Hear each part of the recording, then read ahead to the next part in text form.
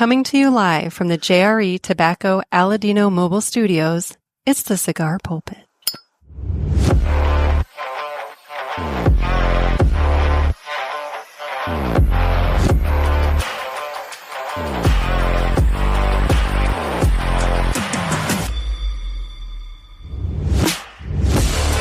Hello, everybody, and welcome to another sermon from the Cigar Pulpit. I'm the Bishop of the Burn, Nick, and man, I've got so much to talk to you about today.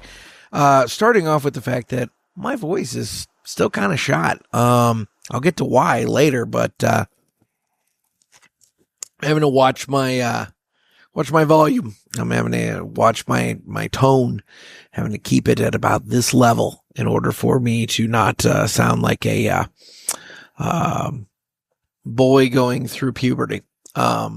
It's one of those things. But anyway, today, like I said, I've got so much to talk to you about. Let's start off with the obvious.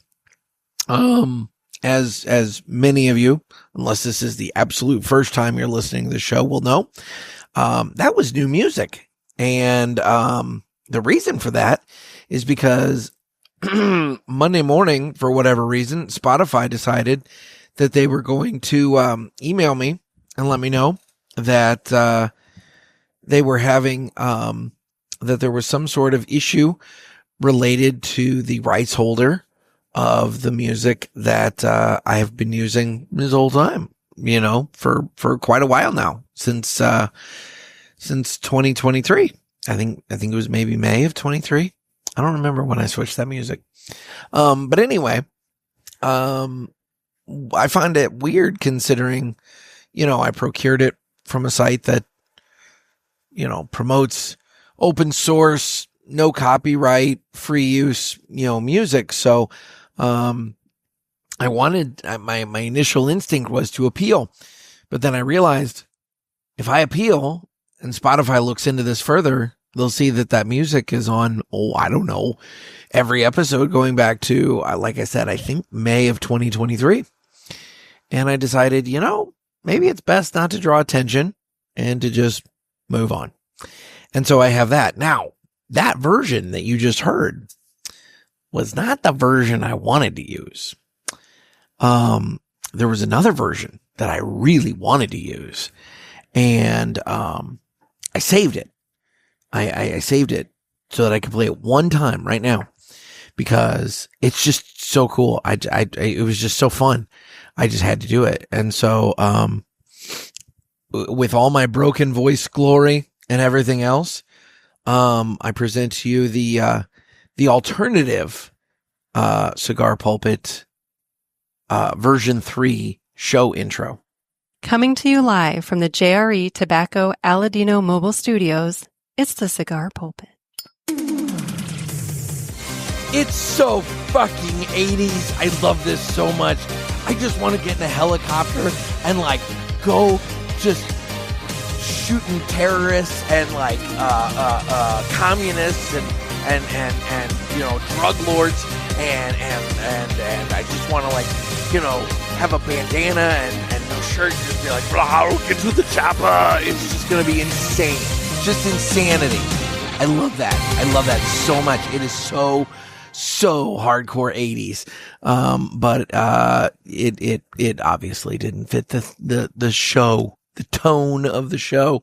And so, I opted not to. However, it does kind of fit this episode a little bit because this episode, I'm going to be discussing, quite a bit about my recent trip, unannounced. It was a surprise to everybody. Trip to Miami.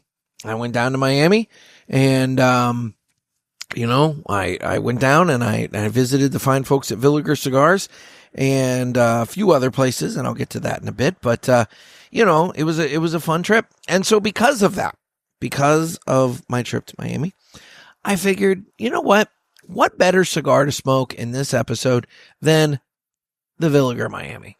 So I will be smoking the Villiger Miami, Cañonazo. It's a 5 7/8 by 53, featuring a Ecuadorian shade Connecticut wrapper, I hope I get this right. I found conflicting things about the blend makeup. There was a 2023 version that had an Ecuadorian Habano wrapper, but this one I believe is not the 2023. I think this is just regular production or whatever they've got going on. Anyway, it's an Ecuadorian shade Connecticut wrapper, Dominican binder and filler. Originally a limited edition cigar brand that was only handed out to folks who visited the Villiger Miami office. This medium-bodied smoke delivers notes of leather and coffee at first, then transitions to walnuts with a touch of brown sugar, and has vanilla and cinnamon finish. So there we go. So Miami, that's what I'm smoking. And so it's time to cut the cigar, and the official cutting is brought to you by 2guyscigars.com. That's the number 2guyscigars.com. Two Guys have been around for 40 years, and they are the trusted name in the cigar industry. Everybody knows Two Guys, but if you don't, please give them a try. You won't be sorry. Family owned and operated, 2guyscigars.com does the very best to provide a great selection, fair prices, and excellent customer service. So head on over to 2guyscigars.com for your next cigar purchase. Tell them that the Cigar Pulpit sent you. And remember, that's the number 2guyscigars.com. And with that, it's time to go ahead and cut the cigar. So yeah, I popped down to Miami.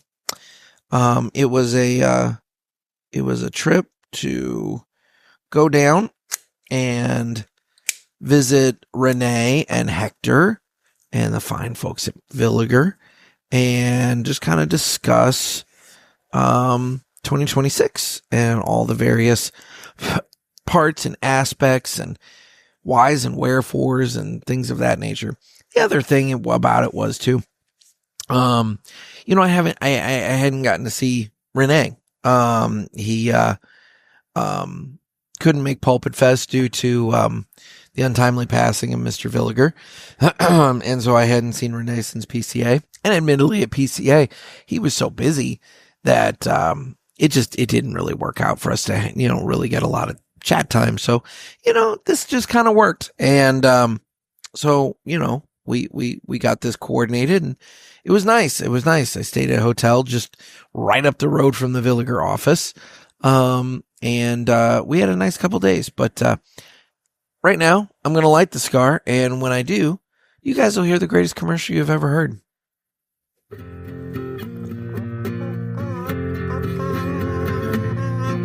Some say cigars are all the same. It's just not true. It's you I have to blame. Well, I don't know, 'cause what I know, there is a cigar called Aladino Corojo. Aladino Corojo. Aladino Corojo.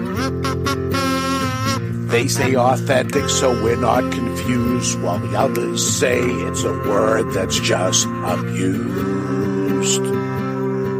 I guess that's so. They can't compete.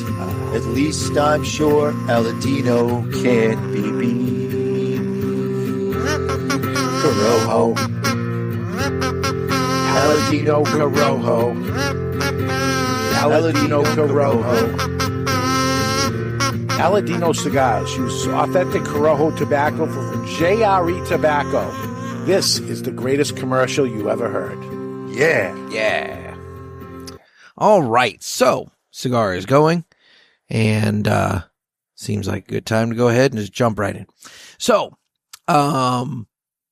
anyway, so I went down to Miami. It was a nice little trip. First impressions, and this is gonna be a mix. This is gonna be my impressions. The Miami airport was surprising. Now maybe I just had a very incorrect, thought about Miami. I have an impression built upon years and years and years of pop culture references, because I've never been to Miami. This is the first time I've been to Miami. And I kind of, I had this thought of glass and neon and just like super bright and sunny and, like a very, Miami Vice kind of 80s kind of thing, you know, Scarface, you know, the very bright and colorful. And boy, you know, you get off the plane at the Miami airport and you feel like you're in a prison. It's gray, it's dull, it's dark, it's confining. The ceiling felt low. The airport needs a lot of work. That is a very old airport, and it was not at all what I expected from an airport. But you know what? I was only there for a hot minute. It wasn't that big of a deal. And so I left, and I got my ride to the hotel, and you know, that was what it was. But what I quickly realized, and I had been warned about this from a few people, is English is not necessarily the primary language in and amongst a lot of the Miami area. It was to be, I mean, I'm just being very, you know, matter of fact here. I'm not criticizing it. It is what it is, but it felt a little like you were a visitor in a foreign country, within your country while in Miami. It was interesting. It was an interesting experience. You know, I met up with Hector, the sales guy there from Villiger. He was at Pulpit Fest, for those of you who, you know, came to Pulpit Fest. Super nice guy. And, you know, we hung out, you know, Monday evening, and I'll get to that in the entertainment report because I want to make sure I get to that. But, we hung out, you know, Monday evening, and, he was my interpreter. He was my guide throughout this journey on Monday. I would have been lost. And so, we had a fun night Monday night, and then, and again, I will get to that. And then Tuesday, you know, that was my day for meeting up with Renee. And so, Renee, you know, picked me up at the the hotel, and, we went down the street to the Villiger office. When I say down the street, I mean 5-minute drive at most. And you know, this is the first thing. When people think about, oh, you know, you're going to the cigar offices in Miami, you know, they imagine that you're going to these really big facilities and things like that. And while some of these businesses, some of these companies might have larger headquarters, larger areas and things of that nature, by and large, a lot of them are in little warehouse districts. And so like Villiger was in a little, very nice, but it was like a little warehouse plaza, and it had like multiple different warehouses with offices attached. And so, you know, to look at it from the outside, I mean, there's a sign that's maybe like, you know, so big that basically is like, you know, Villiger North America. You know, you go in and there's a little reception area. You go up a few stairs, and, there's a office in the back, and you go up top, and that's where Renee's office was.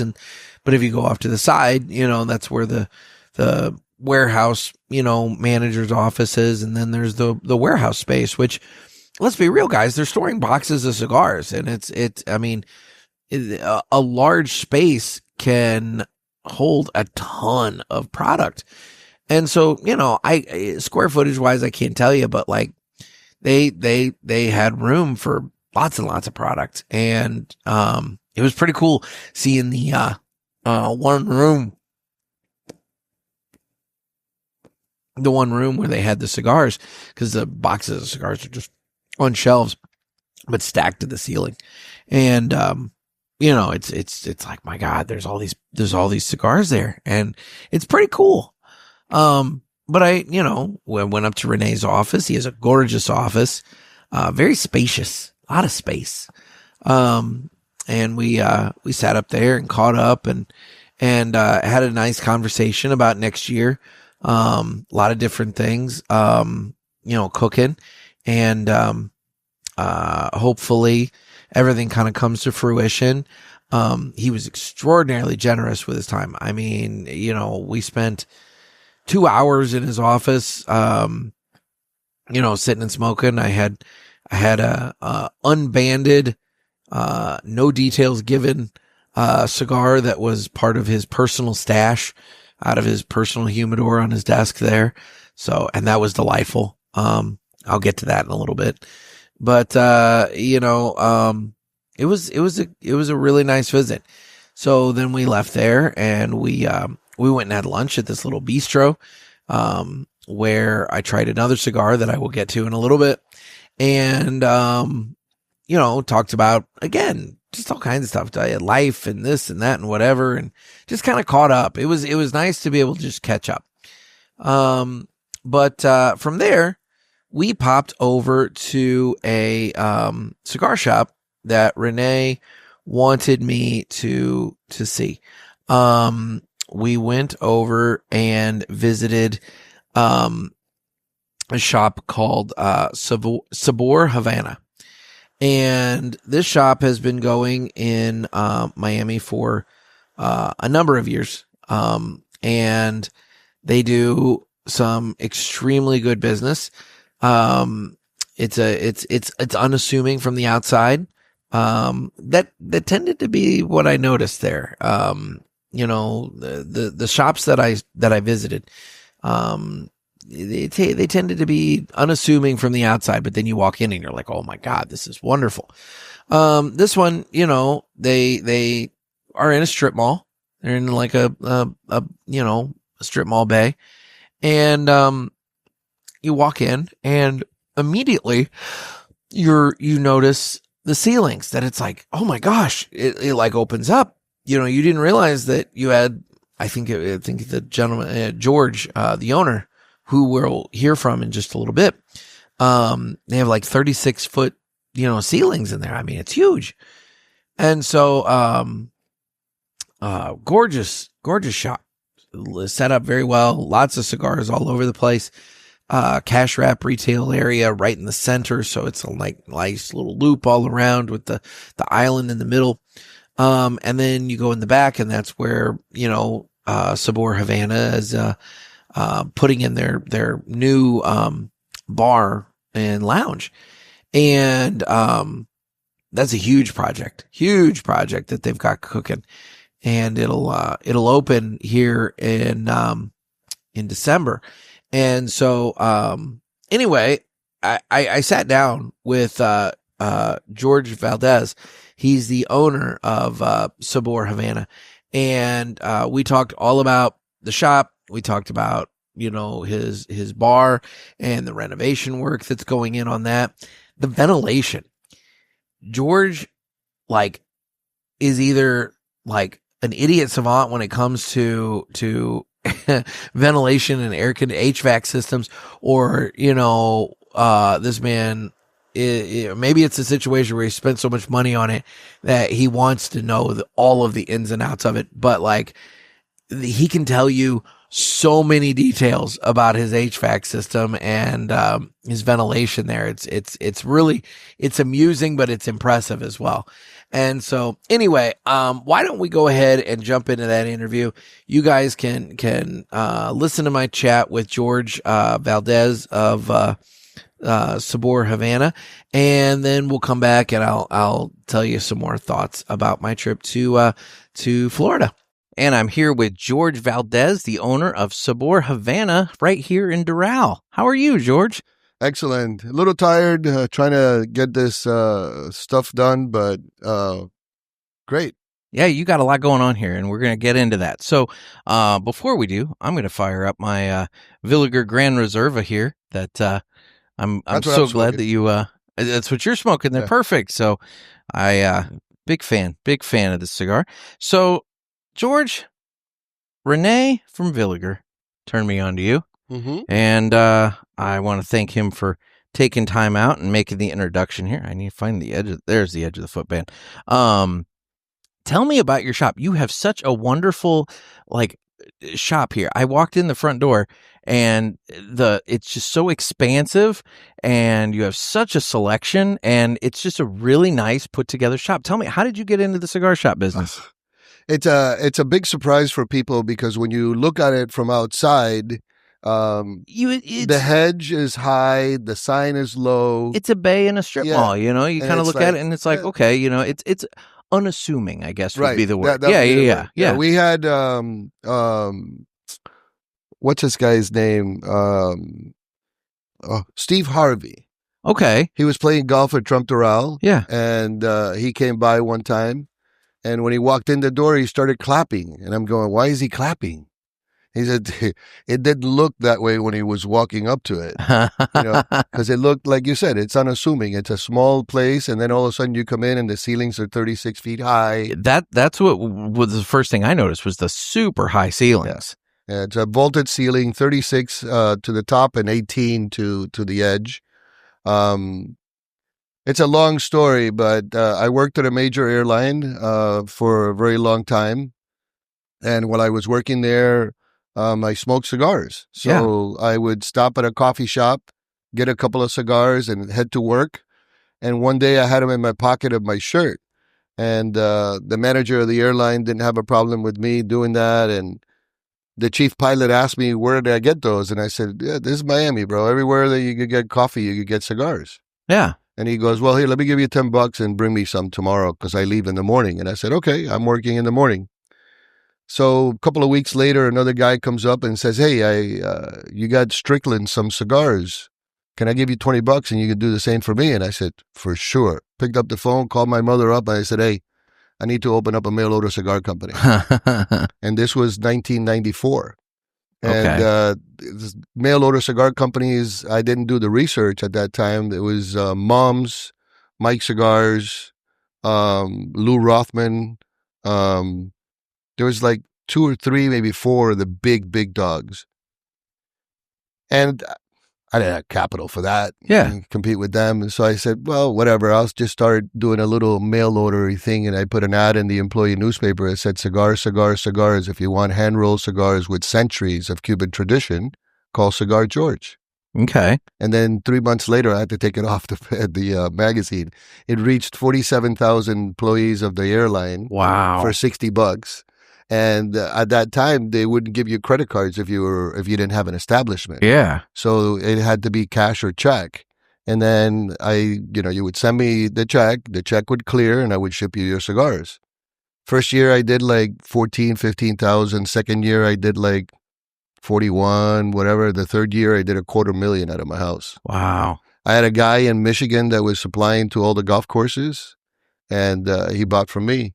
And then on top of that, I started getting to know all the cigar manufacturers. Well, yeah, because, when you're involved, it just kind of happens. And my uncle used to smoke Padrones all the time, so I used to go to Padron and get it for him and send it to Vegas. Yeah. So I reached out to Padron. I reached out to Juan Sosa with Sosa Cigars at that time. Reached out to a lady that used to work with Camacho, Barbara Yanez, and ended up with Miami Cigars running their office. Sorry. Yeah. I have a retro hail on that thing. It caught me off guard. Yeah, that's a problem with doing that. There you go. So I ended up working for Miami Cigars, and then I worked for Tropical Tobacco, and I used to do some things for Padron. And long story short, I just one day just decided that I wanted to have a store. And I was going to say, so you were popping around a lot, and then... Well, I flew for free, so I would go to all the big smokes. I would go to all everything that I could get myself into. Yeah. I ended up going to all of them. I would fly for $10. Nice bonus when you get the cheap airfare, yeah. And then I would drag my wife with me, and the story with Juan Lopez from Gurkha. Yeah. He'd get my wife pissed drunk all the time because everywhere we went, that guy drinks scotch like if it was lemonade. But yeah, so I went through all that, and then I opened up a small store in Coral Gables, which is a little city here in Miami, and that didn't work out with those guys, so I ended up going back home, and then I partnered up with the Quiles. I went with a group that was back in 98, 99, I think it was Maccabi Cigars. Okay. And it was R.B. Sosa, which was Juan Sosa's son. Juan Sosa used to work for, I think he retired, used to work for Carlito Fuente, used to run factory number 4. And it was a few of us. Even one of the famous Cuban cigar families, Ed Trinidad, the Trinidad family. Yeah. He was with us too. And then we did a couple of years with them, I think 2 years, and then things got really screwed up with them. And Achilles, which is my partner here, said, hey, I'm going to go with you, and we're going to go ahead and figure out what we're going to do from here. We're going to break away from them. And we opened up Sabor Havana in 1999. Okay. We established in 94 the name when I started by myself. Yeah. And then in 99, he came on board. And from there, we worked there for a while, and it just wasn't enough. It was a really small store. So then we went from there. We went to, we had a friend of ours that did a business plan and opened up a place in Palm Beach. Today, it's still there. He's with Abe now. Okay. And we opened up a place in Palm Beach. And then we came here to Doral. And then I bought a store in Coral Gables that was the oldest retail store in Miami, which was called Bill's Pipe and Tobacco. Okay. So we did that, and then we just grew from there. And then the economy tanked, and I sold the one in Palm Beach to Bart, closed the one in Sunset, which was where we started, and then just put all our eggs in this basket here. Oh, and it's an impressive basket because, like I said, you walk in the front of the shop with the humidor with all the cigars on display. I mean, it's absolutely gorgeous. And then, the big thing that you've got going, the thing that's taking up, I'm sure, a lot of your time and capital is the new bar area that you're putting in. Right. So when we sat in this office. This used to be the manager's office for the building. Mm-hmm. And the gentleman that built it was from Colombia, Fernan Jaramillo, passed the business on to his daughter. I was the first person she rented to. Okay. So I sat in the office in that back room there, and I told her, I want to build a cigar store. I want to go ahead and build a lounge with a bar, and I want to do this, and I want to do that. And everything that I told her, eventually, now 24 years later, has come to fruition. But we opened up the cigar store. We're doing it out of pocket. We don't have an investor. We don't have credit lines. It's just our own money, me and Achilles, and we waited. And then I ran into a little family issue. My mom got really sick. My brother got sick as well. My mom passed, and my brother passed 6 months later. Oh, man. So I said, you know what? I'm not going to wait around to see if I need my 401k or if I need my retirement. I'm going to take it, and then I'm going to build what I want. Yeah. So the landlord, which is great, Sylvia Fernandez Jaramillo, she worked with us, and she moved her office, which was here, to next door. Okay. So she built the same identical thing that's here, but we tore it down. She built it over there just so I can have this spot. Well, and it works out so well because, I mean, I assume that you obviously knocked a wall or a door through the wall, connected the two bays to make one giant long space. Correct. And, I mean, the amount of work you were telling me earlier about some of the work that you've done in here, it's obviously not finished. So, those of you, when you're watching, I'm going to show it a little bit, but I mean, it will be unfinished. Now it is going to be opening soon. Right. We're going to probably we have projections to do a grand opening December 12th. Yes, because December 13th, you have a really big event. Right. December 13th is Smoke This. Okay. Yeah. So Smoke This is an event that we started doing maybe 15 years ago, maybe 15 years ago in that format. And you buy a ticket, and then you get in the tent, and you got 23 vendors giving you 2 cigars per vendor. So you walk out with 46 cigars. That's not bad. For $250. That's definitely not bad. And then once you're inside, you get the pizza guy, the sushi guy, the rice guy, Ruth Chris doing sliders. You got McAllen doing liquor. You got 50 States Vodka doing vodka. You have Moscow Mules, Old Fashions. I mean, once you get in the tent, everything is included. And then we do about 36 raffle items. And then we have a small shop where if you buy a T-shirt for $20, you get a certain amount of tickets. And then we do raffles. Okay. And then if you talk to that guy that just walked in, I'd probably get pissed drunk and start throwing shit off the stage during the raffle. So, but it's we've been doing it a couple of years. It's a lot of fun. We sold 365 tickets last year. We had 362 people show up. Wow, that's great attendance when because there's always some attrition. It took a little bit of time for people to realize that the event was worth it and to realize that you get your money's worth. No offense to your customers, but why did it have to take so much time? Because like Miami. when you think about it, it's like 46 cigars, $250. $250. I mean, that's a box of cigars typically, which is only maybe 20. Depending on what box you're buying. It's Miami. I mean, so you're getting like 2 boxes of cigars for the price of one. It's Miami. Plus you all the food. Them. Man. And you get it, like Davidoff. Trust me, St. Louis, you wouldn't have to convince us like that. We'd be on top of that. Davidoff gives you a couple of cigars. Just at Davidoff alone, you have, $30-$40. No, and then if you do a couple of shots of Macallan's, you do a couple of tastings of Macallan, you I was going to say, that's not even counting the liquor and the food and everything you have involved. Yeah. So, yeah, no, that sounds like a fantastic deal. Great party. But you're launching the bar the night before. The night before, right. So we're trying to get the street here behind us, trying to block that street out. Yeah. So we could utilize the space and then do a red carpet right into the bar and include the stuff with the bar and all that. So we're in the process of doing that with the city of Doral right now. I don't know. But if they say no to the street, then I go to the front where I usually do it. Yeah. And I do it in the parking lot. Okay. My neighbors don't particularly like me very much in that time. But well, it's only one time a year. yeah, the landlord puts it in their lease now. Oh, really? Yeah. That it's going to happen. She is amazing. She is a friend. That's so great to hear because I've heard from so many other, lounge owners, shop owners, and things like that, that landlord leasey kind of, relationship is sometimes strained. Yeah. Most people that have a place, they deal with a corporation. Yeah. And there's a management company and they only have certain leverage. This lady is straight with her.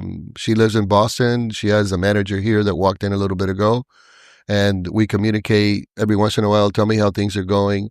How can I help? And then her way of managing or running the place is, I need you to be productive. I need you to be profitable. And it benefits her because she doesn't want empty space. Yeah. So she wanted to change the courtyard. We talked about the courtyard. I gave her an idea. She redid the courtyard, spent, I think, $250,000 redoing the courtyard. Now the restaurants there use the tables at the courtyard. You have your connection for your phone if you want to charge your phone. I mean, it's like an urban park. Yeah. And she was able to get that through the city of Doral, and it works really great. Next door here, when she moved over, she used to have offices. Like regular offices. And I said, who rents an office these days? I said, turn them into storage. And then you could eliminate that truck and that truck and that truck because that's what they use to put their supplies. Ah, okay. And now we got more parking. So she went ahead and she made modules. Yeah. 2 big ones for the restaurants and 3 small ones. And we rent. And we pay her rent. Yeah, exactly. So she's making money now off of what used to just be parked out in the parking lot. What used to be U-Hauls taking up space. Wow, look at you. Yeah. No, that's great. So let's talk a little bit about, what all has gone into this bar space because, you have high ceilings, you have the bar that you're building out. I mean, you were down on the floor drilling something when I walked in. Yeah, we're testing when we have a couple of girls coming over because a friend of ours that's in the business, her daughter is having an engagement party. Okay. And she called me up and she goes, "Hey, would you mind if we have the engagement party at your place?" And I said, "I don't mind, but I want her to come and see the place because it's not finished and see if it's satisfactory to her. And if it's because her husband-to-be wants to smoke, and because we have a niche. Our niche is that this is a smoke lounge that has no smoke. Now, if your video picks it up, you're smoking, I'm smoking, the air is coming out of here, going up and going out. There is no cold air coming from the top, mixing with the smoke and coming down on you. Okay. It's all coming out of the bottom and taken out to the top. It is definitely very airy in here. You don't have the aroma, the smoke, smell, and everything. Correct. I mean, it's very light. And you were talking earlier about how you wanted to be able to build this for a space for people to be able to bring their wives and girlfriends. Yeah, this is a social place. This is not a sausage fest or a man's bar for cigars only. You can take a warehouse, put a couple of fans, and you'll get it filled with guys smoking cigars. Yeah. Because we want to smoke and we want the camaraderie and we want to hang out. But I didn't want to do that. I wanted to build a social place. I wanted to build a place where I go out to dinner, and after I eat dinner, I want to sit, have a drink, and smoke a cigar. But I like my wife or my girlfriend to be with me, and maybe she doesn't smoke. Yeah. But I don't want her to be uncomfortable either. And she doesn't want to have to wash her hair for the next 10 days because she went to a bar one time for a few hours and with you smell like an ashtray. Yeah. Yeah. So we created an environment that I wanted to be different. I wanted to have a niche. So we created an environment where the air conditioning comes from these vents right behind us. Okay. It's a 15-ton, 100% fresh air system. And then that brings in 3,500, that brings in 3,000 CFMs. And then we have two extractors that take out 3,500 CFMs.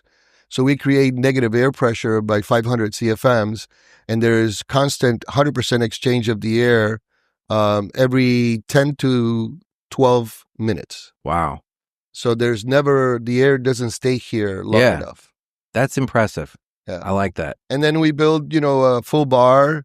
We took the space and we opened it up, and we're waiting for our furniture that's coming from Turkey. We're waiting for them to finish the canopy on top of the bar with the lighting.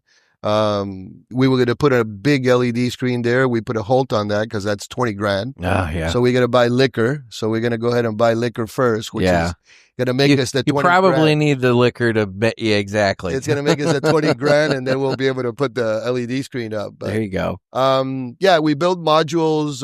You'll probably videotape that.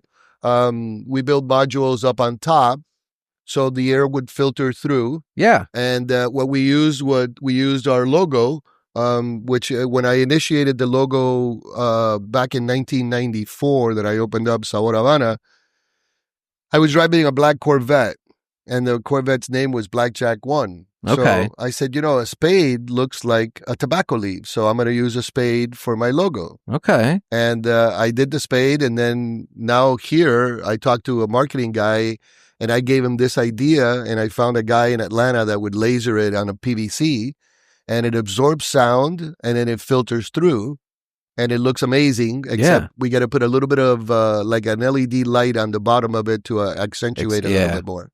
Because the roof is not black, it's dark gray, because when the dust settles, then if you paint it black, then you see the dust. Then you see the dust, yeah. So you paint it dark gray so you don't see the dust. Ah, there you go. So yeah, that's the painter guy. That's my gold leaf guy. Fantastic. But yeah, so we didn't want to be just another smoking cigar bar or a cigar store or a cigar lounge. We wanted to be able to offer the environment to our customers and their spouses. Well, it's obvious, George, you put a lot of thought and effort into this. It's not just like, your man cave retreat, it's you're putting in effort and thought into providing a good experience for your customers. This is we've been here since 2002. This has become a destination for a lot of people. We're a few blocks away from Villiger. Mm-hmm. Renee comes and has coffee with us in the mornings. Not too long ago, before we started to record, you had Juan Lopez here from Gurkha. Mm-hmm. You have Jeff, which is a broker for different brands of cigars and lighters. He was just here. So it's become like a destination for a lot of people from out of town. Golfers. Steve Harvey played golf in Doral, came a couple of years ago. We have Tony de Andrade from Telemundo or Univision. I'm not sure which one of the two. He's one of the reporters and stuff. He's into cigars too. He comes out here. So it's over so many years, it's become like just a place to visit. Interesting. And then with the bar now, it's even more of a destination because now you'll be able to do the things that we weren't able to do for 23 years, which was have a beer legally. Now we can do it legally. Well, that's good. It's nice to be legal. you know? Yeah. So in terms of the cigars out in the humidor, let's talk about the humidor for a little while. You have a very impressive selection. Thank you. What all goes into like your thought process for bringing in a brand, and then in turn, once it's here, what goes into promoting that, maybe introducing that brand to your customer base? Well, over the years, you go through a lot of phases. At the beginning, there was a competition about inventory, who has the most inventory here and stuff like that. And then when the economy tanked and COVID and all that kind of stuff, you kind of like reevaluate your inventory. We are not, in my opinion, we're not a boutique store. Mm-hmm. You bring a boutique brand here and I wouldn't say 7 out of 10 times they don't make it. Okay. When we went through a rough economic time, we started to weed out the cigars that didn't turn.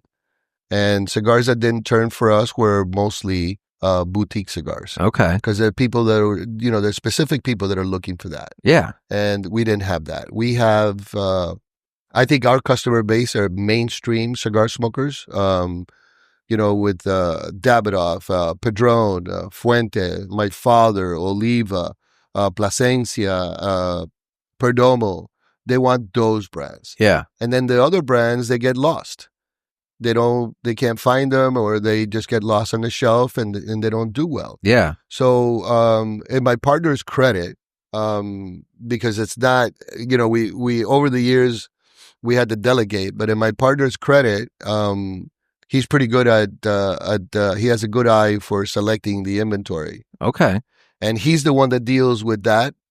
I only deal with one company because of relationships that I've had for many years, is Padron. Okay. I deal with Padron and Fuente, which are the two. And I have a little joke going on with my father. I have like home field advantage because they're like 6 or 8 blocks away.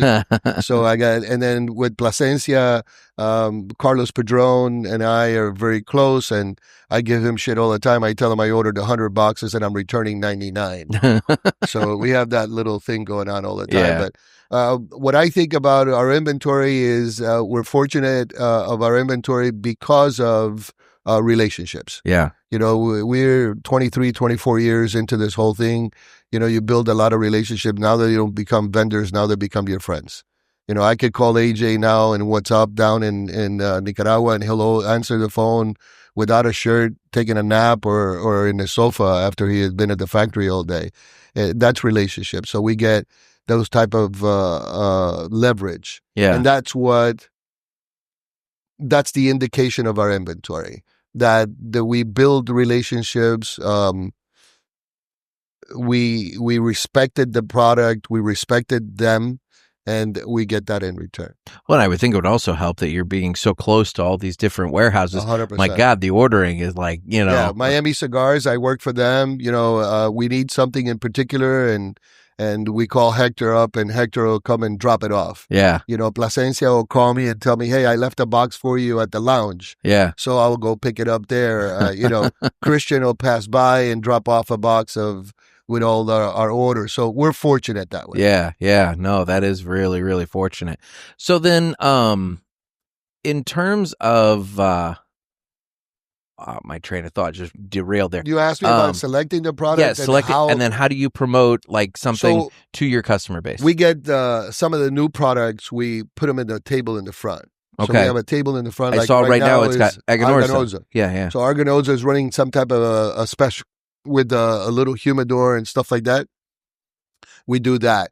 We're very blunt and honest with people when they come with a new cigar. Yeah. Pricing has a lot to do with it. Yeah. Because you don't want to come in here with a $19 cigar. All these other people are going to eat you up alive. Yeah. Why would you buy a $19 cigar from an unknown when you could buy a $17 cigar from Plasencia. Yeah, You know what I'm saying? exactly. So that's the mindset. So we try to tell them, we try to, kind of like guide them. When we see something that is appealing to us and think that would work, then we isolate it. We give them an opportunity in the front. We get them, some special attention. And we tell our employees to try to see if they can get people. But ultimately, whatever we do, the cigar has to speak for itself. Well, yeah, I was going to say, you can hype up a cigar all day long, but if your customer base smokes it, then You can and do they that. and they don't like You can it. sell it to them the first time. Exactly. The second time has to be the cigar itself. Yeah. So that's how we determine what we're going to get and stuff like that. We have a few little smaller company cigars. We don't do a whole lot. Okay. We're very selective, and believe it or not, I mean, we have like 2,000 open boxes of cigars. There is not much room to put a new product. No, there's really not. I mean, you've maximized out that space in there. But what's also nice is with the way you have your shelving, you have all that extra backstock inventory up above to where if somebody came in and was looking for a full box of something, it seems like you have plenty of that as well. Yeah, we build into that. There was a guy that's in the cigar business now. I don't know where he's at. I don't know if he's with Perdomo or his name is Michael Giannini. Mm-hmm. And Michael Giannini used to be with Ernesto and La Gloria and stuff like that. And back at that time when we built this, he came in and he goes, "Oh, you guys are crazy. You guys are going to have so much trouble filling up these shelves." And he came recently, and I said, "What do you think?" I said, "We're having trouble finding no more space." Yeah. And he goes, well, we do have a very impressive inventory. Yeah, no, it's very nice. And I would imagine, like you were saying, very competitive amongst brands to, you got to maintain a threshold or else, we're looking. That's correct. Yeah, because again, you've got all these people knocking at your door saying, try our cigars. Every day you get, and then, you get people that are willing to go above and beyond to get in the store, Mm-hmm. because, I mean, just getting in the store isn't enough. You have to, like I tell people, I said, we could put your product in, we could put it on the shelf, and in about 2 months, we'll probably have it at the 40% off and blow it out. Yeah. I said, if you don't come and promote the brand, if you don't come and build a relationship with these guys and stuff like that, the product is not going to sell. Yeah, you got to put in the effort. Yeah. And it's a relationship for everything. It's a relationship thing. For sure. Well, speaking of relationships, obviously Villiger is one of my show sponsors, and they have a very nice selection out there. Oh, well, Renee and I go back a long way. Yeah. Not only is he one of my vendors, and we become really good friends over the years, and we bounce a lot of things back and forth with each other. We like ideas. He uses us as a testing ground. So if he wants to test something out, see how it goes in another store, he'll come here. He goes, "Hey, why don't we try this?" Okay. And we tried it, and we've done a lot of things together. So, and his company is pretty solid. They're innovative. They do believe in trying new things, and everything has been done already. I mean, so we try to create different things. Like he and I were sitting talking many years ago, and he was asking me about Smoke This. And I said, I have to put the tent up on Friday because fire will come and inspect it on Friday. They don't work on Saturday. Yeah. And if I have them inspected on Saturday, I got to pay them overtime. Yeah, and you don't want to do that. So then he said, "So what are you doing with the tent Friday night?" I said, "Absolutely not a thing. Listening to music, setting up my tables." He goes, "Why don't we do a dinner?" Oh, there you go. We hired many years ago. We've been doing it for a long time now. We hired Ruth Chris from Coral Gables. So we take the night before Smoke This, we do a dinner, and we do a dinner underneath the tent, and we use the tent as the space. There you go. And little pre-party. Yeah. Yeah. So he was one of the sponsors of the dinner, and we did the dinner. The first year we hired a live band for Smoke This. He sponsored the live band. Yeah. So all the little ideas and stuff we bounce out to each other, and Villiger is very good to us. That's awesome. Great partner. That's excellent. So then, you've obviously been in this for a while. What advice would you have for other shop owners, retailers, things like that? But listen, I know everybody's got different, issues and different situations and everything. I think but that the bottom line to anything, I go to a lot of restaurants to eat and stuff like that. I think the bottom line to all of it is service. Yeah. I think that you could go to a mediocre restaurant where the food is mediocre and you get great attention and great service, and the food just tastes a whole lot better. And I think that that's for shop owners is, that's the case. A relationship, like you and I have never met before. We meet today, and now you have an open door here. You could come, you could call me, ask me questions, whatever. You build a relationship, and you do that with customers. All these guys, these 4 guys that are there, I've known them for a very long time. These guys that are there, I've known them for a very long time, and they could go any place. I mean, there's 65,000. Well, that's the thing. I was going to say there is no shortage of cigar places in Miami. No. So, for you guys to be standing out, you have to be doing something very special. Correct. And that's the attention, the service. I use this all the time with my employees. You go to a sushi bar, and the sushi chef behind the sushi bar goes, says something to you in Japanese. You go, hey, how you doing? Yeah. They recognized you. You don't know what he's saying. He could be saying, hey, another asshole just walked in the door. Yeah. But you still say hi, right? Yeah, exactly. Because you want to be recognized. Yeah. And everybody wants to be recognized. It's just, even the most introverted person likes to be recognized and welcome and how you doing. And that's all part of the service and part of the relationship. For sure. And that's what makes us successful. You have a great inventory. We don't gouge in prices. We have a pretty decent price compared to a lot of people. And we give out service, coffee, water. You clean the ashtrays constantly. Go into the bathrooms, making sure it's clean. It's not, because men are pigs. They are, including myself. Men are pigs, but those are the things that make the difference. That you go to a bathroom and you go, damn. Like a guy brings his wife where he's shopping and she wants to use the bathroom. It's not, a pigsty. Yeah. And that makes people come back. Well, I mean, to that point, silly analogy, but an apt one. Everybody talks about Buc-ee's and the clean bathrooms at Buc-ee's. And to this point, I was actually just talking about that with Renee earlier today at lunch. It's one of those things. To this point, people recognize and acknowledge just the little things like having a clean bathroom. Listen, I tell everybody all the time, there's little triggers. I have my car cleaned, right? Guy does an amazing job outside, the wheels, the whole thing. When the sun hits my windshields are smudged. Ah. Yep. Now the car doesn't feel clean. Yeah. He could have done an amazing job with everything else, but doesn't feel clean. Missed that one little detail. So if you have that impeccably clean, the rest of the car could be, okay, you did a great job. But every morning the sun hit that windshield, I saw that window, and I just had to clean it myself. And I said, hey, you forgot to clean the windshield. No, George, I cleaned it 3 times. You cleaned it 3 times with the wrong rag. With a dirty rag, maybe. With the wrong rag, a wet rag, a moist rag, wrong rag. Yeah. You should have noticed that. And it goes back to the restaurant, the little details. You come in, they recognize you, that kind of stuff. There you go. And that's the same here. People come in the door, they recognize you. Renee comes in the door in the mornings, like 8, 9 o'clock when I come in early, and the employee comes in at 10, and she already goes right to the coffee machine, makes some coffee. He drinks coffee. The gentleman over there drinks it with no sugar. And those are the things that they're supposed to remember, and those are the things that people like. It's that make them feel special. For sure. And that's what sells. Excellent.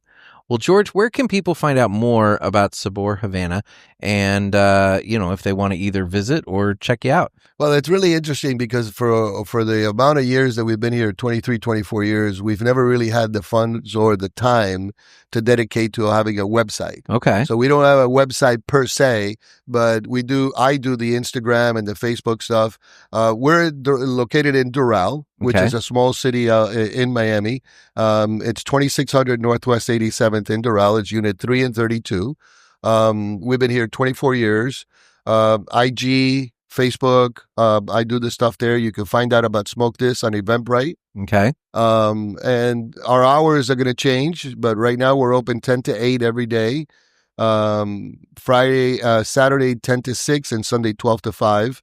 We're planning, once we activate our liquor license, to be open 10 to 10 Monday through Thursday and 10 to 2 in the morning Friday and Saturday, and then 12 to 8 on Sunday. Okay. So we're going to do the football games, the bars socially and stuff like that, happy hours and all that. Yeah. We got a bunch of things planned. I mean, like everybody wants to have events here, the engagement party.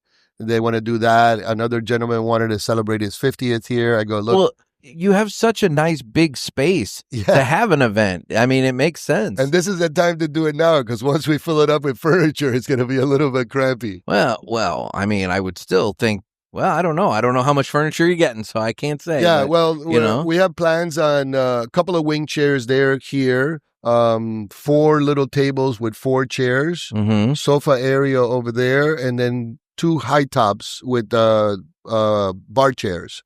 And then 16 bar chairs. So we're going to have like about 40, 47 seats.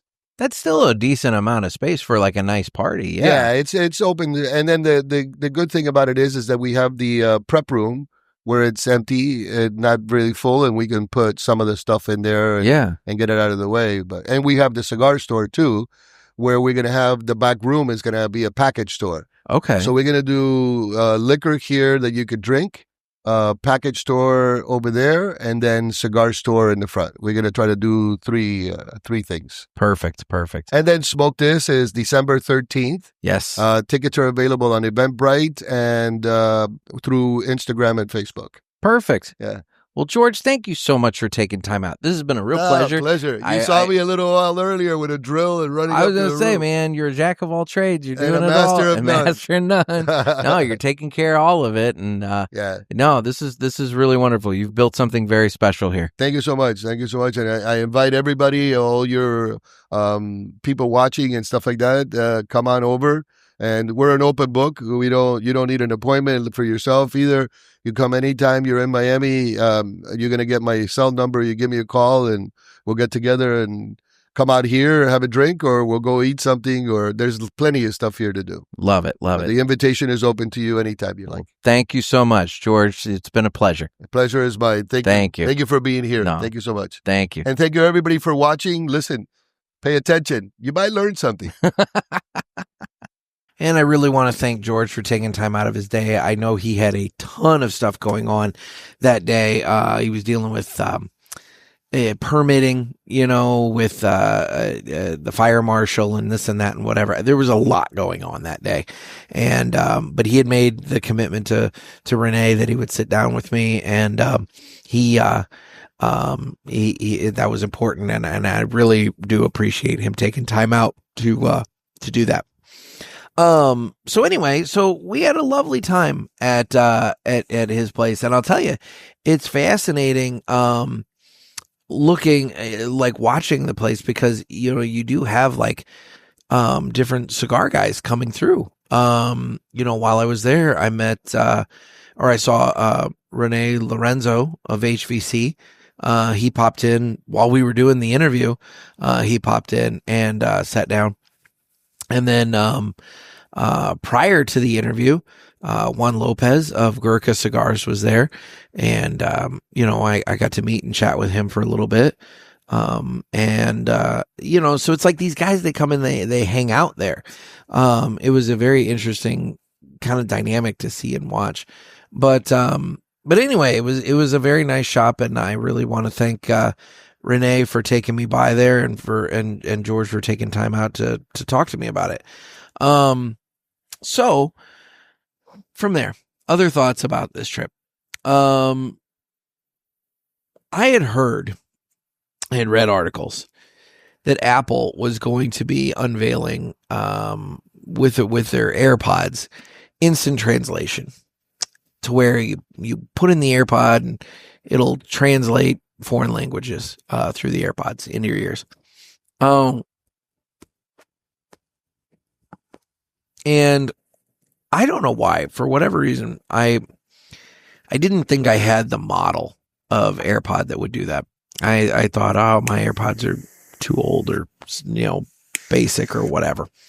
And so I didn't even look into it, for this trip. I figured, maybe we'll figure it out. And, maybe if I go, go back again, I can look into that.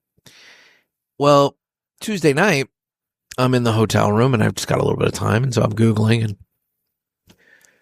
it's telling me what models of AirPods this works with and kind of how to do it.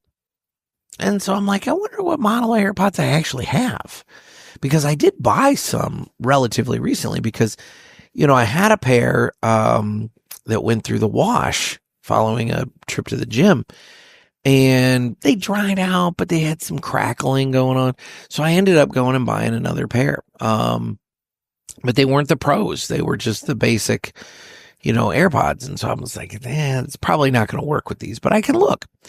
Sure enough, the ones I have are AirPod 4s. They're not pros, but they're just AirPod 4s. And so I look, and sure enough, son of a bitch, mine are listed on the list of ones that do this. But I have to upgrade my phone. My phone is, you have to go to the iOS 26, which is like their most recent thing. So I was like, all right, fine. So I, download that and start the whole update process, which I'm on hotel Wi-Fi. It took forever. It basically took the rest of the night. Like I plugged my phone in and called it a night. But the next day, Wednesday, I woke up and my phone is talking to me and saying hello in different languages. So I'm like, all right, it's updated. It's time to do this. And so I set up the new iOS and get that going and get the earbuds going and go through the process. I find the Apple Translate app and download that. And, son of a bitch, if it didn't work wonderfully. So now I'm kicking myself because the last 2 days, I could have been an active participant in all of the conversations going on around me. Because when I say everybody speaks Spanish down there, I didn't have a single meal with a waiter that spoke English. I mean, it was not their first language. Let's put it this way.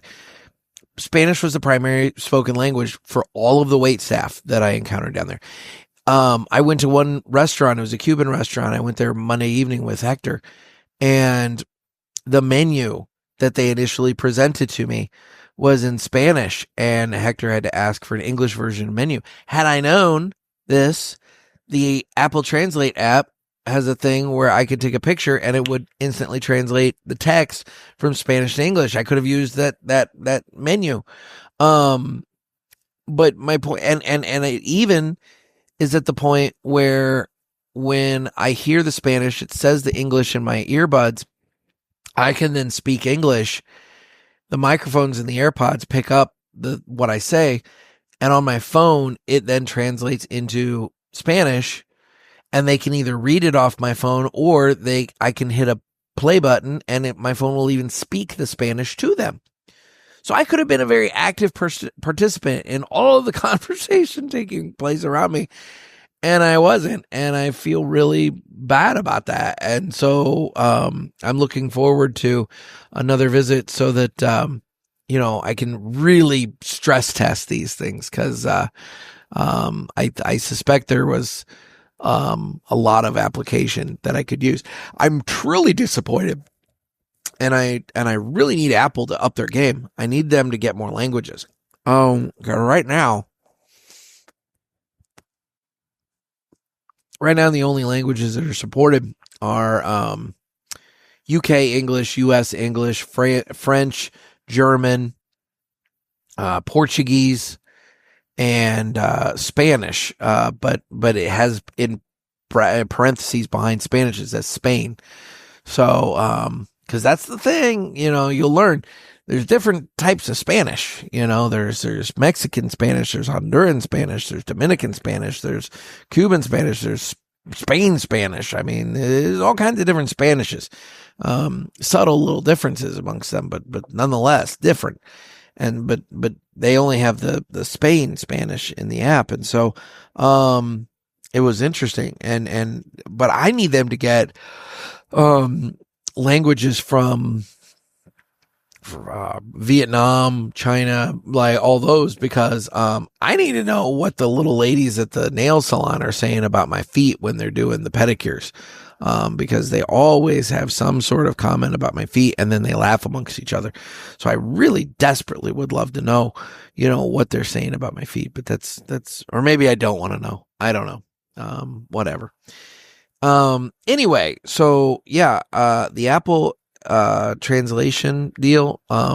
If you're going to Miami and you're not a fluent Spanish speaking person, I'd recommend looking into the AirPods and seeing if you can pull this off, because it was a lifesaver, or it would be a lifesaver if I would have known about it. I would have definitely would have had been a lot more engaged Monday evening. Let's talk about this, Monday evening. So, it was entertaining. I'm going to go ahead and do this. I'm going to make it this. It's time for the Villiger Cigars Entertainment Report, brought to you by Villiger. Villiger Cigars, one of the leading cigar and cigarello manufacturers in the world, founded in 1888 and still family-owned and operated. Head over to VilligerCigars.com and check the store locator to find a shop near you that carries them. We guarantee that Villiger Cigars will be a wonderful addition to your humidor and cigar rotation. Okay, so Monday evening, Hector picked me up at my hotel, and he had a cigar lounge he wanted me to meet or go to. So if you're in the Miami area, again, I really enjoyed my time at Sabor Havana. But I'm going to tell you about another place, because they gave me just an outstanding cigar experience. And I have to highlight this. They only opened in the beginning of October, so they haven't been open very long, but it's called, Piña Cigars. It's P-I-N with the little squiggle line, and I'm blanking, tilde maybe, A, P-I-N-A Cigars.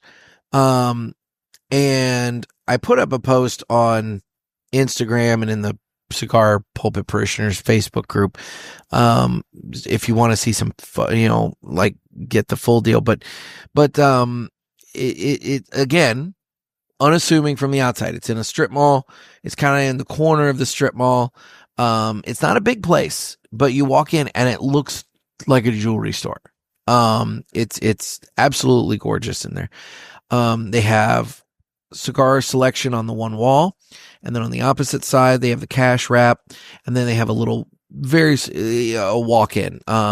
2 people could fit in there with some of the cigars. But they have a really good selection. They have a lot of Villiger. They have Perdomo.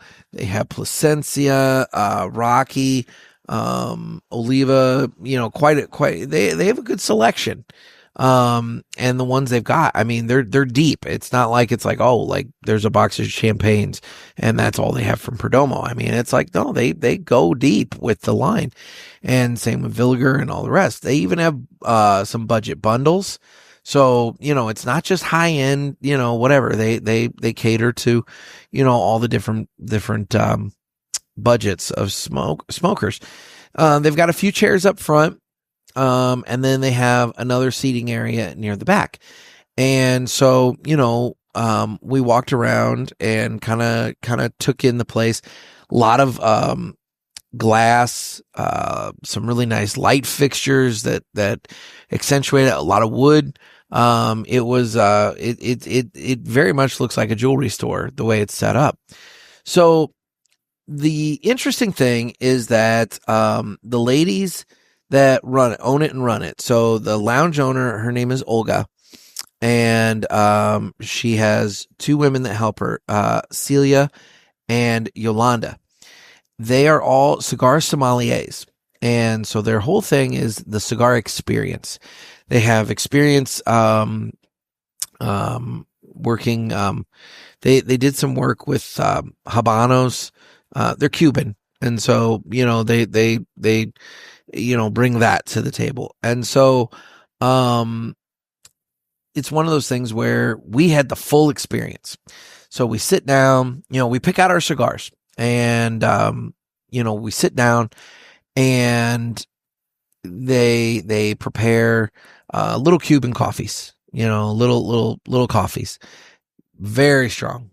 I mean, my God, the amount of coffee the folks in Miami drink, it's no wonder that town runs like all the time. I mean, this is at this point, I don't know, 5 something in the evening, and I'm sitting down and I'm having this like little coffee. It's at best, like it looked like something that would be from like a child's like, tea party set, and it's filled with coffee, and this is the strongest fucking coffee. I'm like, this is insane. But they have that. They have some brown sugar on the table that, you put a little bit of that in there, and they serve you that with some little chocolate raisins on the side, chocolate covered raisins.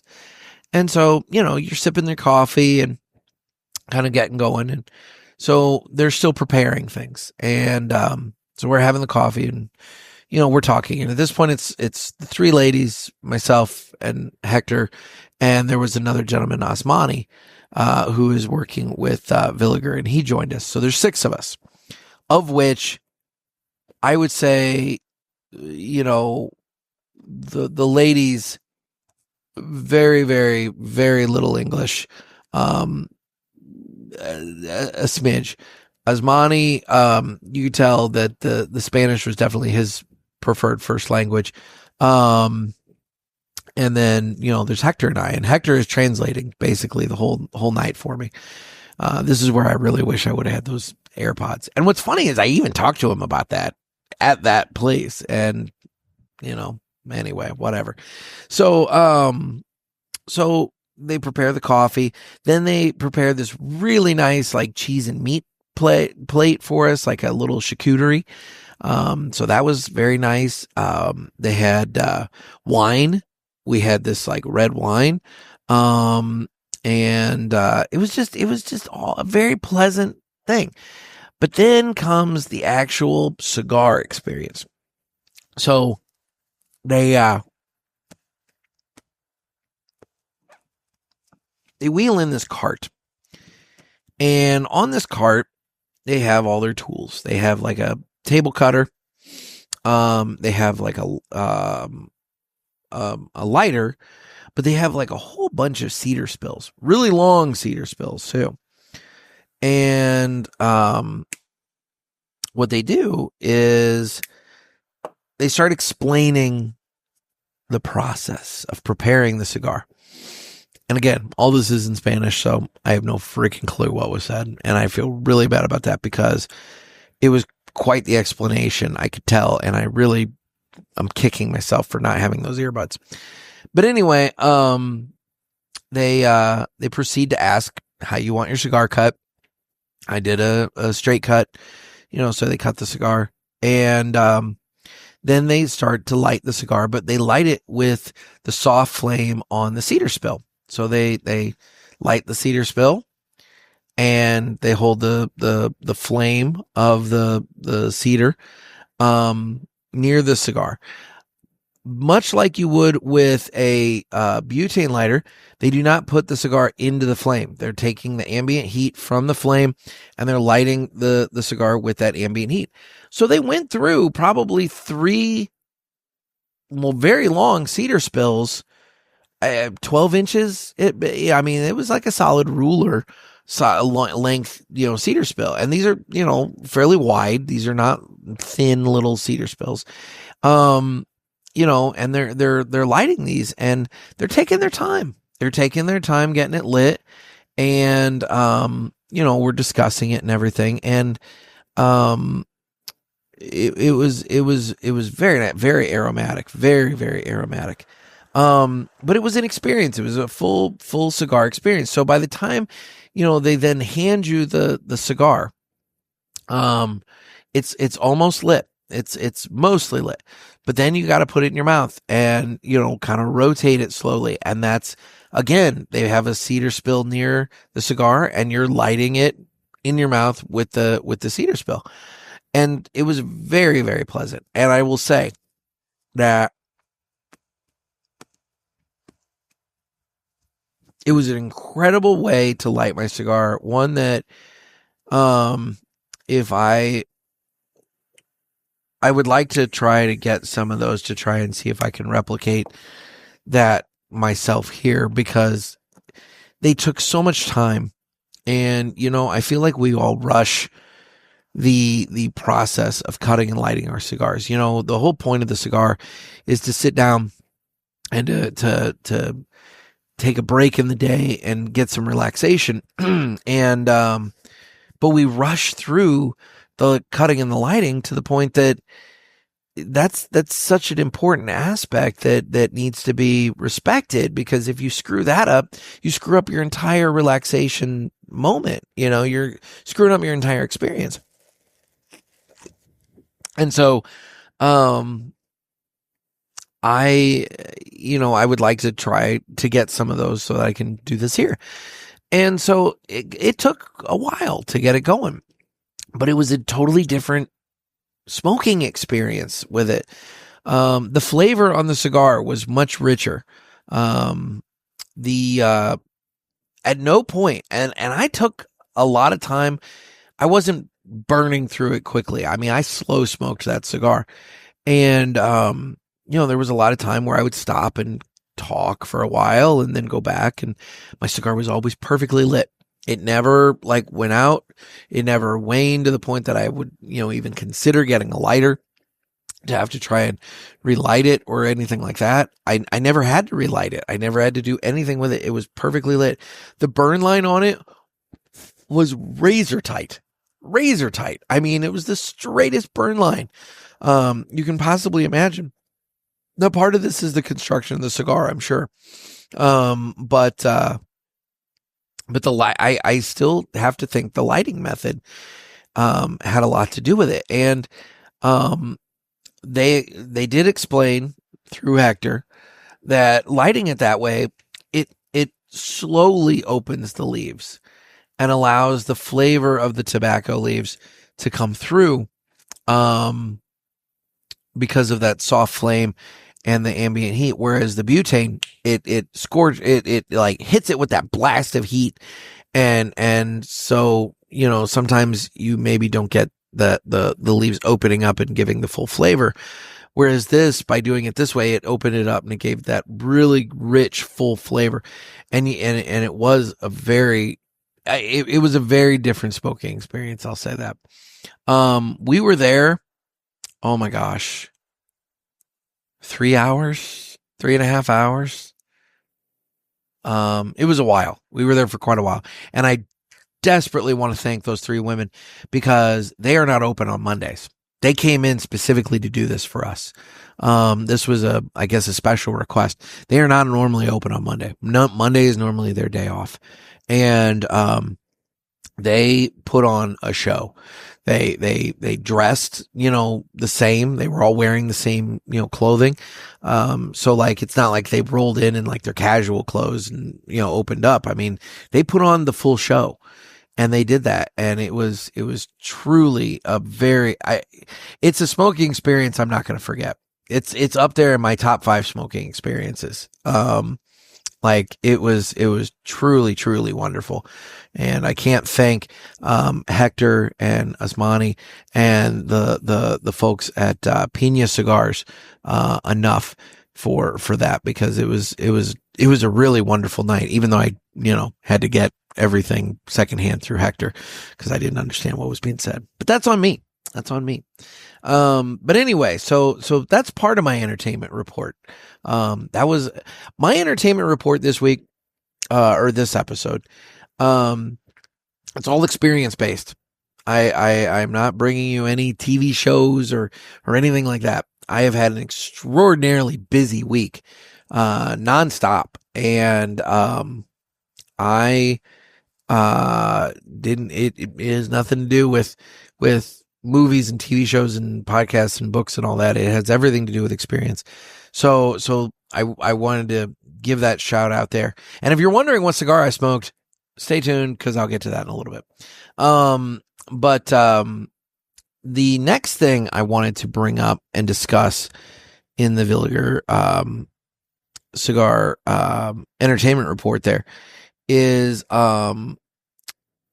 Sunday. So the day before I left for Miami, I had my son. I dropped him off at 6. Well, that day I had been served an ad on Instagram for the local comedy club. And Mick Foley, WWE hardcore legend, professional wrestler, Mick Foley was appearing that evening at 8:15 to do a discussion about his time in wrestling. And my buddy Dave, who did the Battle of the Budgets with me, he's gotten me into watching the newer, the AEW wrestling now. That started this summer. But WWE, I haven't really watched it since high school. Back then with the Rock and Stone Cold and all those guys. And but Mick Foley was a huge part of that back then. And I loved watching Mick Foley during all that. And I actually have his book, his first book, his autobiography. I have a first printing that I bought 25 years ago. And ironically, when I got it out to take with me to this event to have him autograph it, I still had the sales receipt tucked in the back cover of the book. So February 27th of 2000, I went to Borders Books and I bought this book for $18 and some change. So I went and I saw the show, and it was really nice because it was funny, but it also, he talked a lot about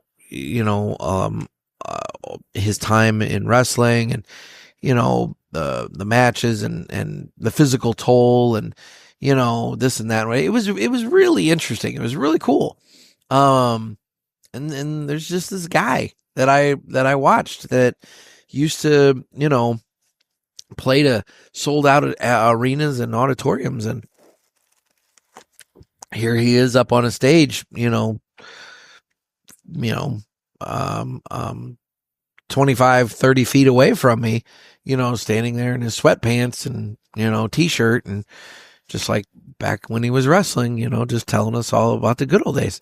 And, it was fun. And so I got to listen to that and then waited around and saw him, near the end, and got my book signed and showed him the receipt, and he actually autographed the receipt for me as well, which I thought was really cool. But it was a lot of fun. He was super nice, very, very warm, inviting gentleman, and a really good talk. So if he's, even if you're not really a huge wrestling person, if he's coming to your area and you can get a ticket, I would recommend it because it was entertaining and it was interesting. And he flat out asked a couple times, at least once, who here is not a wrestling person? And granted, the bulk of the people there were, but, there were a few, so he made a point of trying to explain things, to those folks at various points so that nobody was left out of the conversation. It was really cool. So there was that. And so that was Sunday. Monday, I left for Florida, and, I was in Miami for, Monday and Tuesday.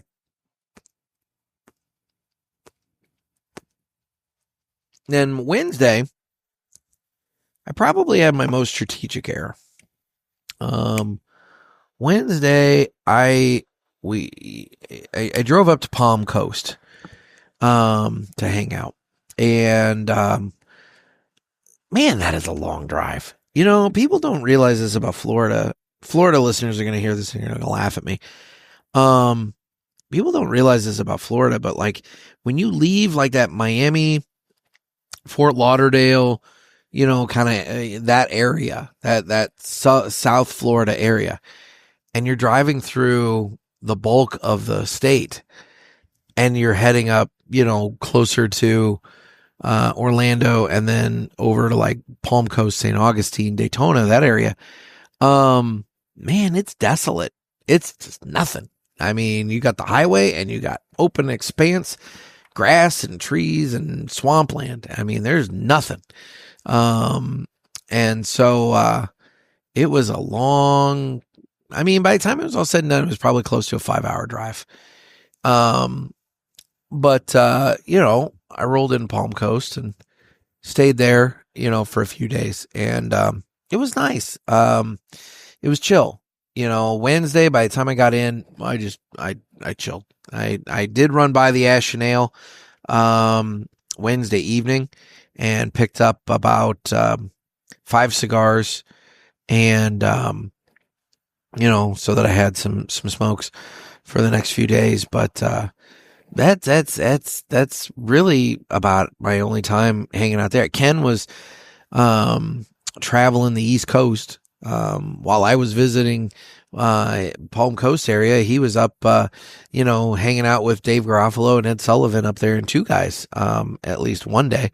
So that's pretty cool. But anyway, so I hung out and I did spend some time at Vincent's Clubhouse, which was nice. I got to see, like some operational days at Vincent's Clubhouse, and that was neat. That was interesting because when I was there, obviously in August, it's one of those things where we had Pulpit Fest going on. It was very chaotic. It was different. But these were just regular days, and just the stuff that they're doing over there is so wonderful. So that's cool. And I want to give a special shout out to Stogie's on St. George. It's a shop there in St. Augustine, and they've partnered, Alan, who, attended Pulpit Fest.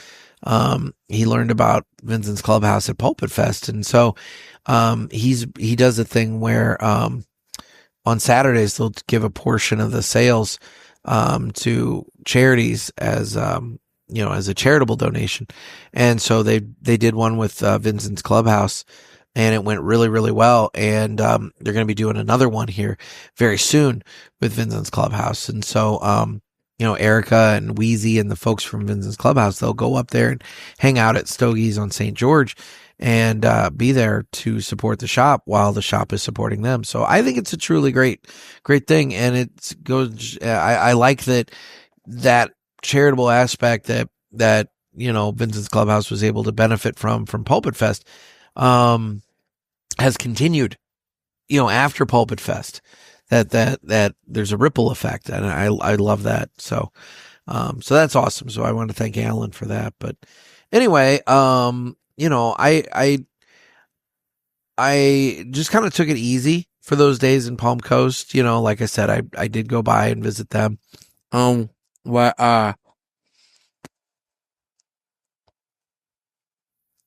did go by and have lunch at Dolce de Leche Cafe along Flagler Beach.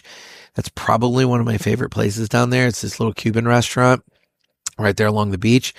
And holy shit, guys, like it's so good. Their breakfast, I've only ever been there for breakfast, and I've gotten the chorizo burrito, which is outrageously good.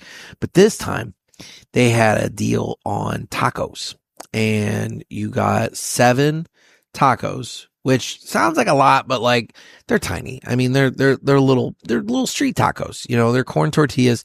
But I got it with the carnitas and the cilantro and a little bit of raw onion, not a ton. I don't do raw onion, but I did a little bit. And then they had the green salsa. I don't know. I'm not mole verde. I hit it with that, and oh my God, it was so good. And, but it was a deal. It was like, 7 tacos for $12, and oh, it's so good. So I did that for lunch one day, and that was wonderful. and it was just so nice. It was pleasant. Weather-wise, I overdressed slightly. I misjudged temperature.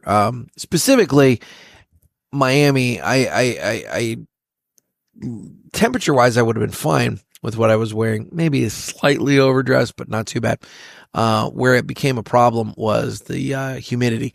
There was way less humidity in Palm Coast, so that was nice. I was perfectly pleasant, and in the evening it was wonderful. But yeah, so I bugged out of Florida on Friday, got home, and then Saturday, I ended up going to, as I said, Dave got me into the AEW wrestling. I had a ticket to go to the pay-per-view that took place Saturday evening at the Chaffetz Arena in St. Louis, Wrestle Dream. And so I was over there, and that was an all-day deal. The fight started by 6 p.m. Central, and I don't think we left there until 12:30 in the evening. I think that's when the event ended and the crowd dispersed. It was a sellout crowd. It was a loud crowd. I was screaming my head off, hence the reason why I have no voice today. It was a lot of fun. It was a good time. I hadn't been to a live event, unless you count the midget wrestling. I hadn't been to a live event in 20-something years. Like I said, back in high school. And they put on a hell of a show. With some surprises. I mean, I don't know if anybody is a watcher that listens to this that, hasn't watched it yet, but, Sting came out at the end, and that was a big deal because he's retired and everything. So it's like, the place went nuts with that. I mean, it was a good time. It was a lot of fun. They put on a really good show. A lot of kids, there were a lot of kids, and it was a good time. It never slowed down. There was always something going on. It was a lot of fun. It was a good time. And so I had fun Saturday with that. And then basically since then I have just taken it easy. It's like, oh my God, I've been running for a week. It's time to take it easy. I have this show to do, obviously. I have the newspaper to put together, this upcoming for this week. I mean, I've got so much work on the horizon that I had to stop and take it easy for a bit. But it has been a wonderful, wonderful week, and lots of stuff that I've been entertained by. So hopefully, you guys, I guess if there's one takeaway from the Villiger Entertainment Report this week, it's go out and find some experiences. Get off the screens, get off the TVs, go out and find something to do. There's a lot going on, and there's some fun stuff. Go find something to do. It was really nice to have that this week, and I'm gonna try and take my own advice a little bit more, because I think sometimes it gets too easy to just be sedimentary and just kind of, I'm gonna watch TV and just whatever. It's like, get out and do stuff. It's good times. Anyway, moving on. Let's do this now. It's time to fly high with Blackbird Cigars. Blackbird Cigars offers you remarkable quality using the most delicate and finest tobacco to always ensure that you're receiving unsurpassed cigars. Blackbird Cigars strives to give you undoubted repeating flavor for every cigar you smoke and impressive quality so that you can always expect greatness. Check out their website for a full list of stores carrying Blackbird Cigars and give them a test flight. Blackbird Cigars, can't clip our wings. All right. So, let's find my notes here. So in 2011, Tony Hillary was a limousine driver in Harlem who saw how many kids in his neighborhood didn't have access to fresh food or safe outdoor spaces. Across from a local public school was a vacant lot full of trash, broken glass, and weeds. And instead of walking past it, Tony decided to do something about it. He got permission from the city to clean it up. He recruited local kids and volunteers to help, turning that abandoned space into a community garden. They planted vegetables, herbs, and fruit, teaching children how to grow their own food and care for the environment. That small project became Harlem Grown, a nonprofit that now operates multiple urban farms across Harlem. The program provides thousands of pounds of fresh produce every year, which goes right back into the community free of charge. It also teaches kids about healthy eating, sustainability, and teamwork. So guys, be like Tony Hillary and Blackbird Cigars and don't let anybody clip your wings. No, that's cool. It's little things. It's the whole point of the Blackbird segment is just little things can make such a huge difference, and that's super neat. So I dug that. So, okay. Guess what, motherfucker? It's time for 3 cigars I smoked and enjoyed this week. And this was hard. I smoked a lot of good cigars this week. And it was difficult for me to narrow this down, but there are 3 that I did smoke that I really enjoyed. The first one is the one that I smoked Monday evening at Piña Cigars. And that was the Villiger Anniversary Edition 2020 Brazilian. This is the one that was done in honor of Heinrich Villiger's 90th birthday in 2020. And it's a Brazilian Puro. And it's very different. Typically my experience with Brazilian tobacco has been, it's typically kind of a darker leaf. This was a much lighter leaf. It's because they had figured out a way to grow, essentially, for lack of a better descriptive, like a Brazilian Connecticut. It was very smooth, very creamy. It was a very, very good cigar. I really, really enjoyed it a lot. And, I'm glad that I was able to smoke that and to enjoy it there. The next cigar that I had, was one that I had, Tuesday over lunch with Renee. And I'm not going to be able to give you too many specifics on this one because this was a test blend that I was privileged to try with him. And it is a test blend of a new cigar that they are going to be rolling out, next year. Hopefully by PCA.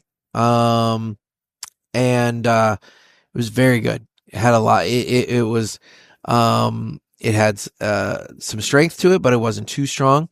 It was, it was flavorful. The smoke production on it was awesome.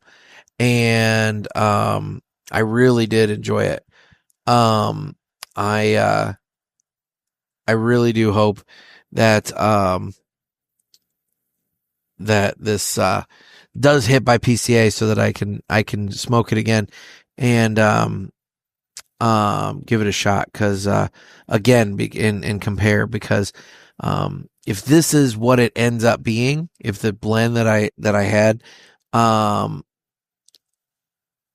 then, if this ends up being what it is, then, I'm pleased with it as it is. I'd be curious to know, what changes if they decide to do something. But anyway, I'm not going to say anymore. But that one was my second one. It's a bit of a tease, but when I looked at my list of what I smoked this week, it was definitely, one that I wanted to highlight. And then, the last one is one that I purchased, at the Ash and Ale, and I smoked, Wednesday evening after settling in, when I got to Palm Coast there. And that was the, Garofalo La Familia Sun-Grown Toro. I'm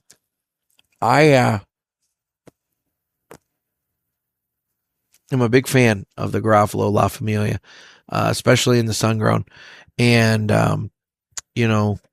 Ken had some, and I bought some of those. I bought some Gold Stars. I bought a cigar from Blackbird. It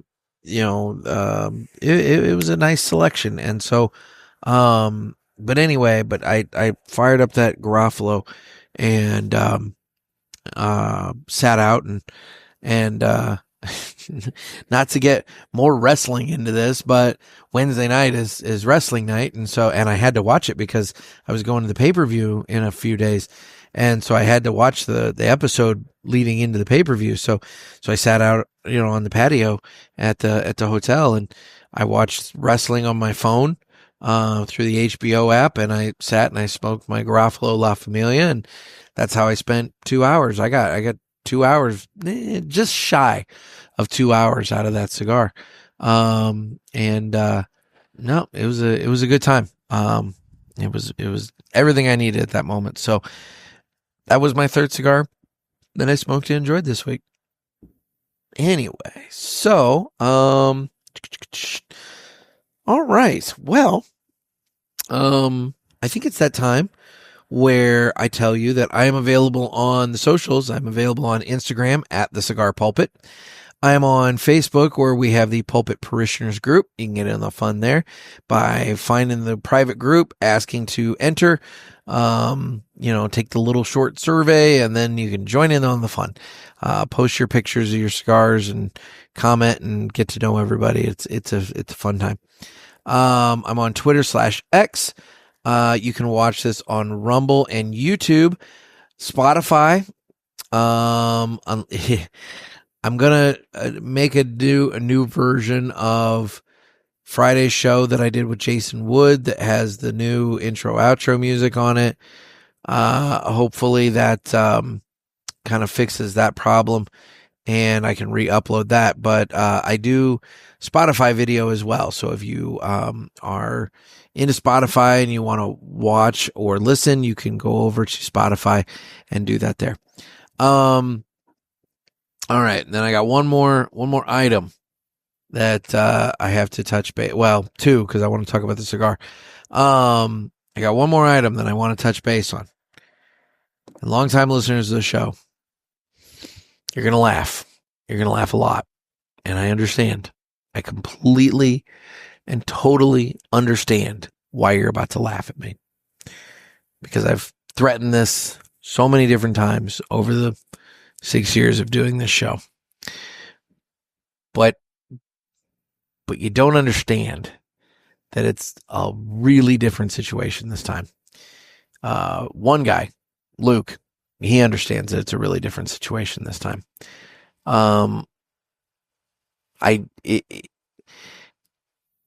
If you are interested in receiving a newsletter, head on over to cigarpulpit.com. There will be a little pop-up window that comes up saying sign up now. It's free. It will come to your email. And it will start in January. I will say there's not a lot I can say right now. There will be plenty more that I will say soon. But if you've ever trusted me on anything, trust me that this time is 100% different than all the other previous times I've talked about doing a newsletter. This is a completely different animal.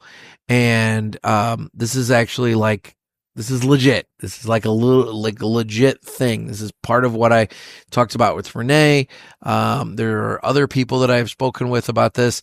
There are going to be a lot of people that are going to be hearing about it from me here very, very soon.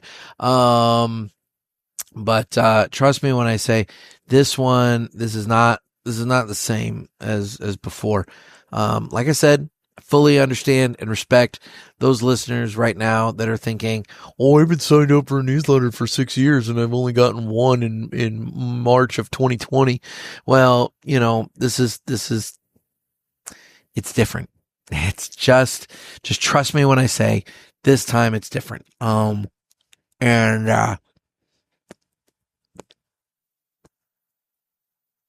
a lot going on. So if you're interested in a newsletter, I'm not going to bombard you every day. I promise you.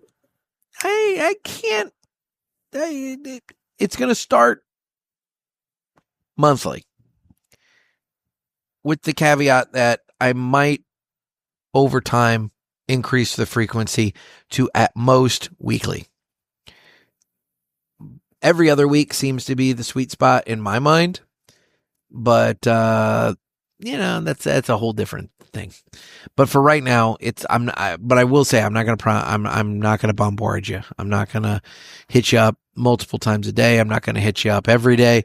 And it's gonna be something you're gonna enjoy and want to take part in.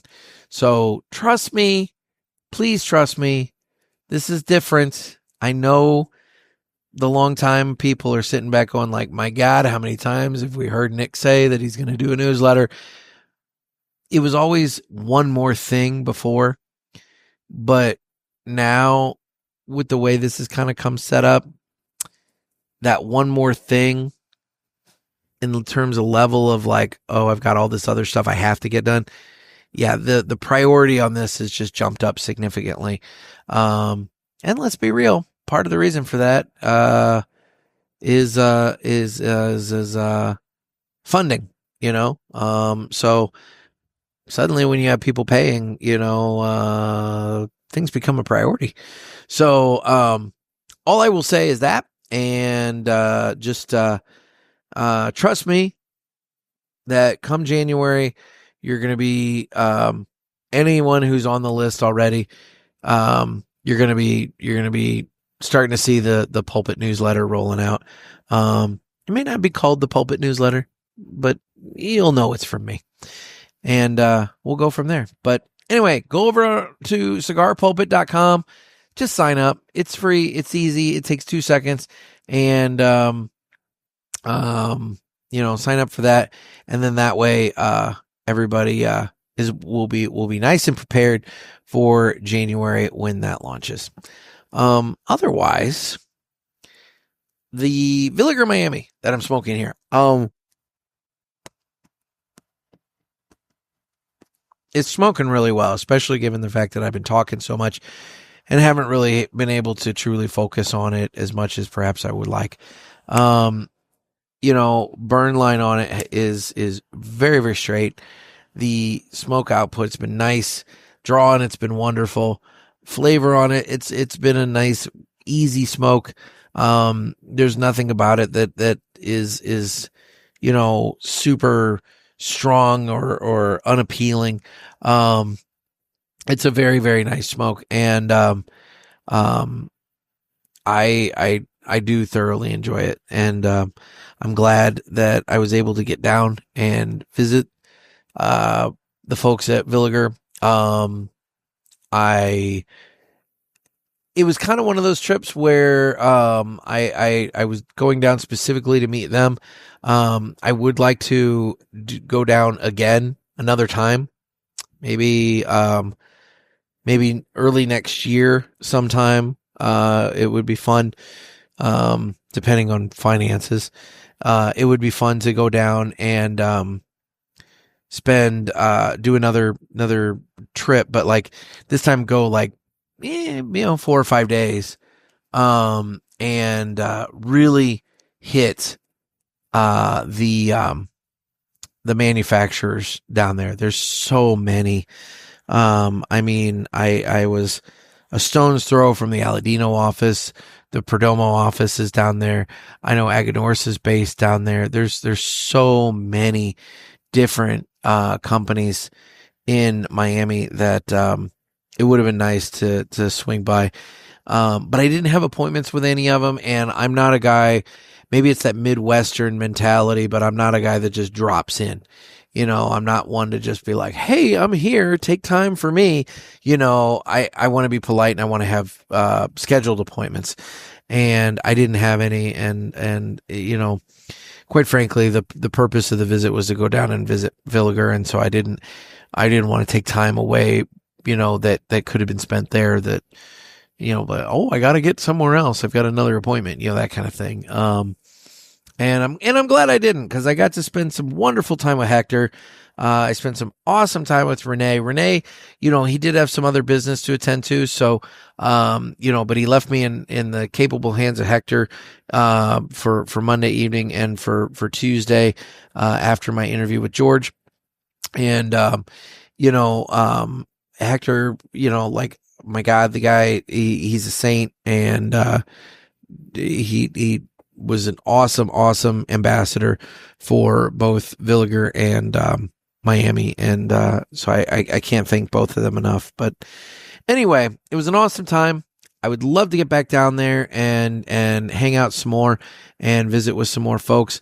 Who knows? Maybe in the first quarter of next year, I can pull something off, so that, I can make that work. So anyway, guys, thank you so much for taking time out of your day, to listen. I appreciate it greatly. And, again, head on over to cigarpulpit.com, sign up for that newsletter. I promise you, I am not going to drop the ball this time. This is a legit one. Before it was plans, and I wanted to get people ready. This time, it's happening. It's 100% happening.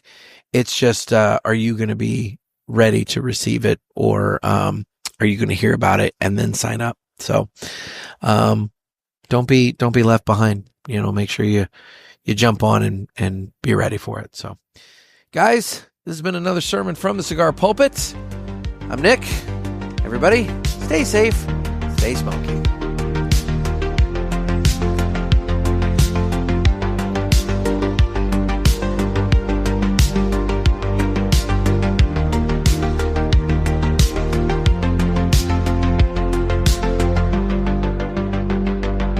Was that shorter, Ed? I wanted to make sure that the new outro music was just a smidge shorter.